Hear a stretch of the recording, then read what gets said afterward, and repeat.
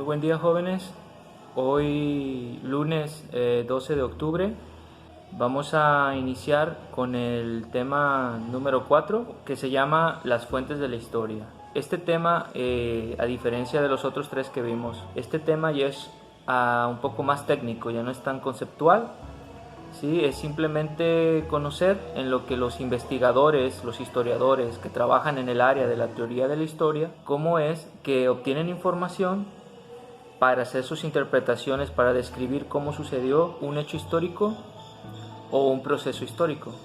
Ok, este tema va a estar mucho más sencillo que los demás, es más técnico, incluso está un poco más corto y eso es bueno para que puedan estudiar para su examen. Recuerden, esta semana es de exámenes, en el transcurso de la semana les voy a mandar la hora exacta que va a estar el examen, sí, pero lo más seguro es que sea el viernes.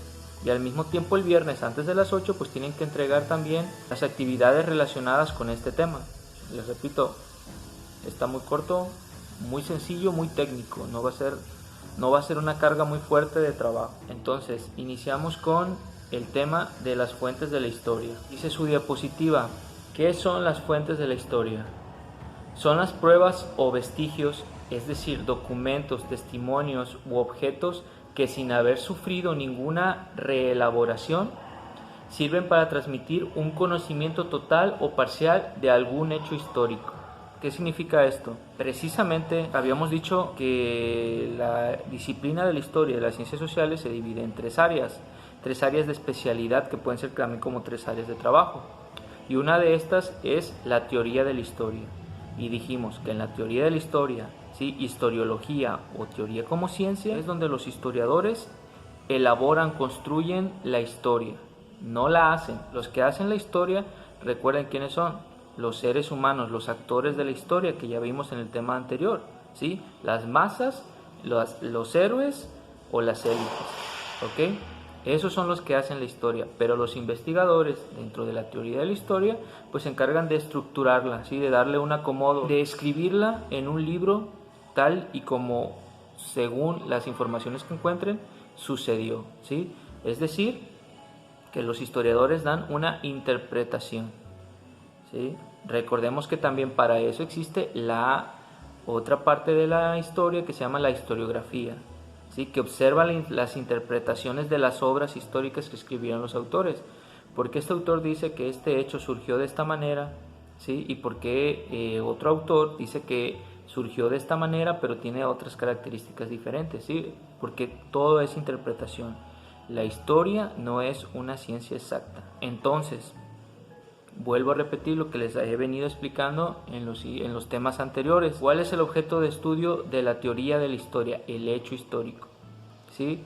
Pero los hechos históricos, a diferencia de otras ciencias que son más exactas como matemáticas, biología o física, que lo tienen ahí presente, si tienen algún problema en matemáticas, ahí está, se equivocan, pueden borrar y volver a reconstruirlo, volver a intentar resolverlo. O en biología, que comúnmente en las clases les piden una rana para revisar cómo funciona el organismo. Si la rana se les muere, pues pueden ir por otra, ¿sí? Y la pueden seguir analizando. En la historia no funciona así, ya lo habíamos dicho. El objeto de estudio de la teoría de la historia, ¿sí? El hecho histórico ya no existe, ya no lo tenemos presente para estarlo discerniendo, analizando, ya no está. Aquí es donde entran en juego las fuentes de la historia, que como dice su diapositiva, son vestigios, documentos, testimonios, objetos, libros, fotografías, pinturas, todo lo que quedó, ¿sí? Los pedacitos que quedaron de ese objeto de estudio que ya no existe, ¿ok? Por lo tanto, la interpretación o el resultado que establezca el historiador no es 100% exacto. Un historiador puede dar una interpretación desde un punto de vista y otro historiador la puede dar desde otro punto de vista, pero siempre atendiendo, ¿sí?, a la información que dan las fuentes de la historia, los vestigios que quedaron sobre ese hecho histórico. Vamos a poner un ejemplo sencillo para que les quede más claro. Vamos a suponer que el nacimiento de cada uno de ustedes es un hecho histórico. ¿Ok? Ya habíamos dicho que hasta el momento su nacimiento no es un hecho histórico, es historia, es importante, queda dentro de la historia, pero aún no es un hecho histórico. ¿Por qué? Sus acciones todavía no han impactado a una comunidad entera.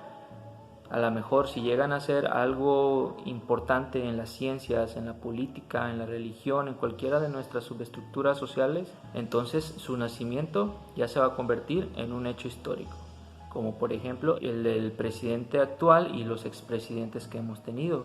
Por ejemplo, el nacimiento de Bill Gates es un hecho histórico. En el área de las ciencias y la tecnología ha impactado a una comunidad entera. Ok, bueno, supongamos que su nacimiento es un hecho histórico. Y entonces vamos a analizarlo. Queremos ver cómo sucedió ese hecho histórico. ¿Sí? Queremos saber la fecha exacta en que nacieron, la hora exacta en que nacieron, el lugar, las condiciones de salud, el nombre de sus padres, el nombre de sus familiares, a lo mejor, qué doctor estuvo ahí, suponiendo que queremos toda esa información sobre ese hecho histórico. ¿Cómo le van a hacer ustedes si su nacimiento, si ese hecho histórico de su nacimiento ya no existe? No pueden estar presentes en ese hecho histórico. Entonces, ¿a qué van a recurrir? Pues a fuentes de la historia, ¿ok? A vestigios que quedaron sobre ese hecho histórico, sobre su nacimiento, los registros. Por ejemplo, ¿cuál sería una fuente de la historia muy importante? Pues su acta de nacimiento. Si nacieron en un hospital, siempre les dan un certificado médico. ¿Qué otras fuentes de la historia pueden tener?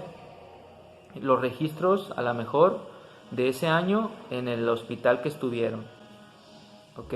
Otra fuente de la historia también importante sería el testimonio de su mamá, ¿ok? El testimonio de su papá, que son personas que están directamente relacionadas con ese hecho histórico. Van a reunir toda esa información y en base a esos registros, a esos datos, a esos vestigios que quedaron, van ustedes a escribir, a interpretar cómo fue que se desarrolló su nacimiento. ¿Cómo fue que se desarrolló ese hecho histórico de su nacimiento? Entonces, para eso sirven las fuentes de la historia.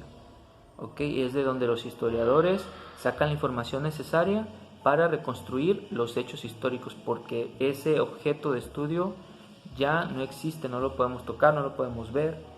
Entonces, ahora sí avanzamos a la siguiente diapositiva. Entonces, estas fuentes, estos vestigios se clasifican en dos. Hay dos clases, ¿ok? Están las fuentes primarias y las fuentes secundarias. Veamos lo que dice su diapositiva sobre las fuentes primarias. Son las que se producen del tiempo histórico, época y o cronológico del hecho o proceso histórico en cuestión. Son testimonios de primera mano procedentes directamente de los hechos históricos, leyes, tratados, memorias, censos de población, artículos de prensa, imágenes, objetos de la vida cotidiana. ¿Ok? Entonces, las fuentes de la historia primarias son las que están directamente relacionadas con el hecho histórico que estamos estudiando. ¿Sí? Son fuentes de primera mano. Por ejemplo, si estamos estudiando algún aspecto, ¿sí?, del Grito de Dolores, una fuente de la historia de carácter primario sería, por ejemplo, si Hidalgo hubiera escrito un diario, ese diario, ¿sí?, sería una fuente primaria. El ejemplo de su nacimiento que vimos anteriormente, una fuente primaria sería pues su certificado médico. ¿Qué otra fuente primaria sería? Pues el registro que tienen guardado en el hospital, ¿sí?, de que ahí atendieron a su mamá. Esa es otra fuente primaria, está directamente relacionado. Ahora vamos a ver lo que dice su diapositiva sobre las fuentes secundarias.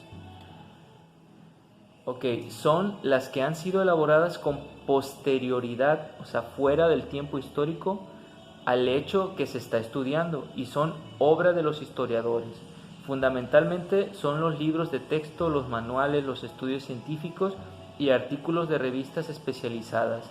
También son fuentes secundarias los gráficos y los mapas conceptuales temáticos realizados con datos primarios. Ok, esta está sencilla. Las fuentes secundarias son ya informaciones que provienen de las fuentes primarias. Si volvemos al ejemplo de Hidalgo, el diario de Hidalgo, escrito por él, es una fuente primaria, ¿sí? Una reseña o un resumen del diario de Hidalgo, escrito ya por un autor, por un historiador es una fuente secundaria, ¿ok? Porque se construyó ya de la fuente primaria, ya no está estrictamente relacionado al hecho histórico, ya no es información de primera mano.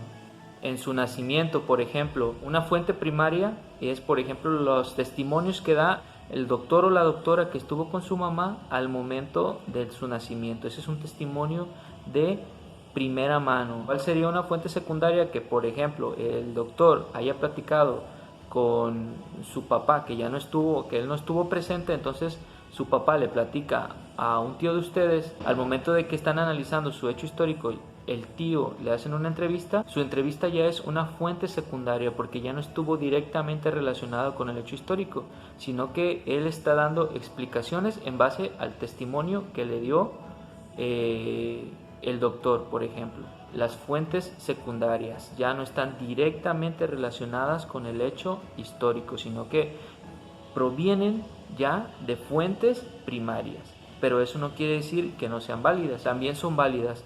Pero lo que sí es cierto es que al estudiar un hecho histórico de puras fuentes secundarias, ¿sí?, la interpretación, ¿sí?, estaría más alejada de la realidad que si se estudiaran con fuentes primarias. Ahora ya sabemos lo que son las fuentes de la historia, los vestigios que quedaron, ¿ok? Ya sabemos para lo que sirven. Ya sabemos que las fuentes se clasifican en dos, primarias y secundarias.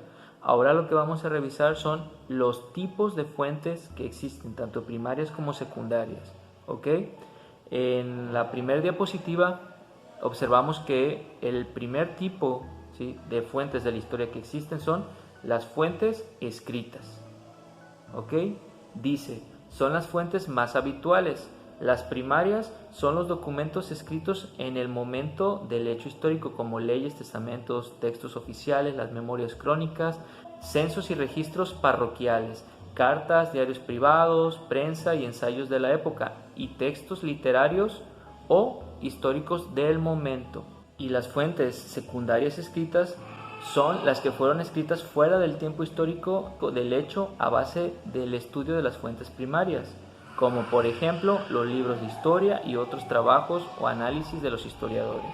Entonces, fuentes escritas sabemos que son todos los documentos que fueron redactados, escritos. Aquí en la diapositiva está un ejemplo clarísimo de lo que es una fuente escrita primaria y una fuente escrita secundaria. Tenemos el documento escrito de la Constitución Política de los Estados Unidos Mexicanos de 1917, nuestra Constitución, el documento original. Esa es una fuente primaria, de primera mano, directamente relacionada con ese hecho histórico de la promulgación de la Constitución. ¿Cuál sería una fuente secundaria? Pues precisamente ese libro, que es un análisis de la historia de todas las constituciones que hemos tenido en nuestro país. Este libro ya está escrito a base de fuentes primarias. Obviamente el historiador que hizo este libro pues tenía que haber analizado la Constitución de 1917 y en base a eso puso información en su libro de la historia de las constituciones. Entonces este documento hecho a base de la Constitución de 1917 pues ya sería una fuente secundaria escrita. Continuamos. Segundo tipo de fuentes de la historia, las iconográficas. Y su diapositiva dice así: son fuentes primarias e incluyen cualquier tipo de imágenes directamente relacionadas con el hecho histórico en cuestión. La pintura, las fotografías, los grabados, las ilustraciones, los carteles, las caricaturas, los cómics. Las fuentes iconográficas secundarias son imágenes reelaboradas de fuentes primarias provenientes de algún hecho histórico, como por ejemplo un cómic de la Primera Guerra Mundial, una foto de un fósil, una pintura rediseñada, las propias fotos tomadas a libros, pinturas o carteles. ¿Ok? Entonces, fuentes iconográficas, todo tipo de imágenes que dan información sobre un hecho histórico. Entonces, las que son primarias son las imágenes que se hicieron en el tiempo que estaba sucediendo el hecho histórico, que están directamente relacionadas con ese hecho histórico. Y las secundarias son imágenes reelaboradas de esas fuentes iconográficas primarias. En la diapositiva tenemos aquí un ejemplo de el emperador Napoleón Bonaparte. Supongamos que la foto donde él está parado y la de su caballo, ¿sí?, fueron tomadas directamente en el momento en que él estaba viviendo. Entonces nos hablan de cómo se vestía, podemos ver a lo mejor la estatura, podemos observar qué tipos de caballos le gustaba, podemos observar su complexión y podemos comprobar directamente con esa foto que ocupaba un rango en el ejército, que era militar, ¿sí? Entonces, esas informaciones son de primera mano, son interpretaciones objetivas porque vienen directamente de esas pinturas que le hicieron cuando él estaba con vida. Y seguimos la flechita de las pinturas en la diapositiva y vemos una ilustración de Napoleón. Obviamente esa ilustración está basada, ¿sí?, en las pinturas primarias que hay de Napoleón, las fuentes iconográficas primarias de Napoleón.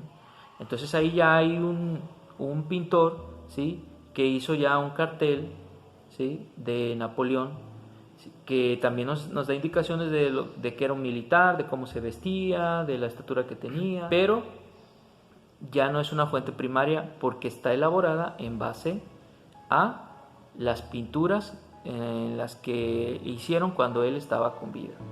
¿Okay? Sí nos da cierta información, pero ya no es información de primera mano. Entonces, esas son las fuentes iconográficas, todo tipo de imágenes, pinturas, ilustraciones. ¿Okay? El tercer tipo de fuentes de la historia que existen son las fuentes naturales y materiales. Y dice su diapositiva, las fuentes naturales y materiales son esencialmente primarias, no pueden ser secundarias. Las naturales comprenden los restos humanos, restos de animales o plantas domésticas, fósiles y evidencias de cambios climáticos. Y las fuentes materiales comprenden los restos de edificios, esculturas, cerámicas, armas, herramientas, monedas y ropa. Y en las fuentes naturales y materiales, como dice su diapositiva, solamente existen fuentes primarias, no hay fuentes secundarias. ¿Ok? ¿Por qué será esto? Por ejemplo, tenemos aquí la foto de un fósil. Esa es una fuente natural primaria, proviene directamente de la naturaleza. Si alguien reconstruye ese fósil, ni siquiera sería ya una fuente de la historia. ¿Por qué? Porque ya pierde todas sus cualidades. No se puede clonar, no se puede crear los minerales de los que está compuesto, no se puede recrear la forma exacta en el que está acomodado, no se puede recrear en sí el tipo de material del que está hecho para revisar su antigüedad. Simplemente esa reconstrucción de ese fósil hecho sobre piedra o sobre tierra no sería una fuente de la historia porque nos da ya otra información, ¿sí? Ya no nos da las características esenciales que tiene el fósil encontrado de manera natural. Cambiaría totalmente. Entonces, lo mismo sucede con una planta, lo mismo sucede con los restos humanos, con restos de animales, ¿ok? No se puede volver a recrear ese tipo de material. Entonces, por eso son fuentes primarias exclusivamente. Y si le tomamos una foto, entonces ya no sería una fuente natural, ya estaríamos hablando de una fuente iconográfica. Esa, si se toma al momento del descubrimiento del fósil, pues sí podría ser una fuente iconográfica primaria, ¿ok? Pero ya no es una fuente natural. En las fuentes materiales sucede exactamente lo mismo. Tenemos aquí la escultura de una cabeza olmeca. Esa, aunque la vuelvan a reconstruir, la esencia de los compuestos, de los materiales, ¿sí?, del tallado, el arte con el que se construyó, desaparece si se vuelve a reconstruir. Aunque hagan una copia exacta de esa cabeza olmeca, no te va a dar la misma información, ya es otro tipo de información, ya no va a tener las mismas características que la cabeza olmeca encontrada ahí en Veracruz, ¿ok? Y lo mismo sucede con las monedas, la ropa, las herramientas, restos de edificios. Los materiales no se pueden volver a reconstruir, al igual que los recursos naturales, porque pierden su esencia, ya no nos dan la misma información. Entonces, Hay que recordar esto, las fuentes naturales y materiales son solamente primarias.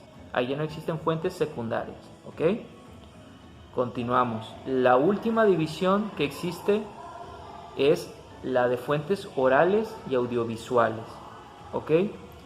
Dice su diapositiva, las fuentes orales primarias son testimonios directos o grabaciones en diferentes soportes, video o audio, como por ejemplo la entrevista, discursos, los programas de radio, canciones, los cuentos, etc. ¿Ok? Las fuentes orales secundarias son grabaciones de investigadores o historiadores que dan su apreciación del hecho histórico en cuestión, y también pueden ser entrevistas, conferencias, discursos, cursos, programas de radio y filmaciones. Ok, a modo que la tecnología ha venido avanzando, pues aparecieron este tipo de fuentes que son ya las audiovisuales y las orales que siempre han existido. Orales se refiere a las informaciones que provienen directamente del diálogo o la plática que puede dar una persona, aunque también ya con el avance de la tecnología, repito, aparecen ya estas conversaciones, esos diálogos ya grabados en formatos de audio, en formatos de video. ¿Cuáles serán las fuentes audiovisuales primarias?